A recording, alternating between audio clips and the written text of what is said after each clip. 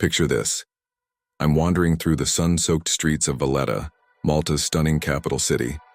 You know those moments when you're traveling solo, and everything just feels right? That was me, completely content, not looking for anything or anyone.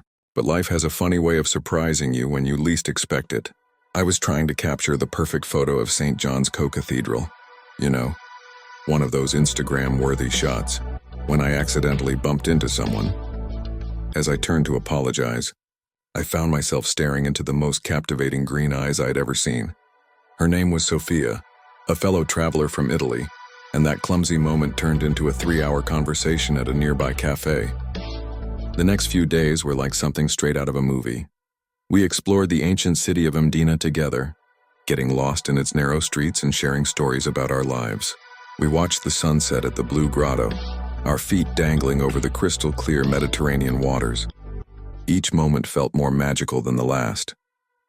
Our third day together, we took a boat trip to Camino Island. The Blue Lagoon was stunning, but honestly, I barely noticed it. We shared gelato, laughed at each other's terrible attempts at speaking Maltese, and somehow everything just clicked. That evening, over dinner in a tiny family-run restaurant in Gozo, she told me about her grandmother's saying, "Love finds you when you're busy making other plans." By day 5, we were inseparable. Walking along the Sliema promenade, watching the boats bob in the harbor, I realized I was falling hard. But how do you tell someone you've just met that they've completely turned your world upside down? The words were stuck in my throat every time I tried to say them. It was our last night in Malta when everything changed.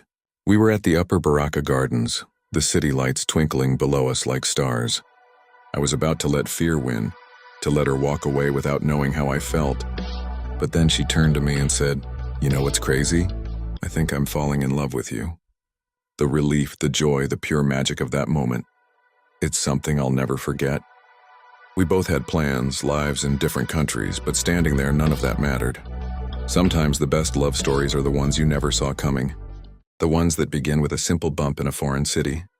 2 years later, we're still together, splitting our time between Italy and my home country.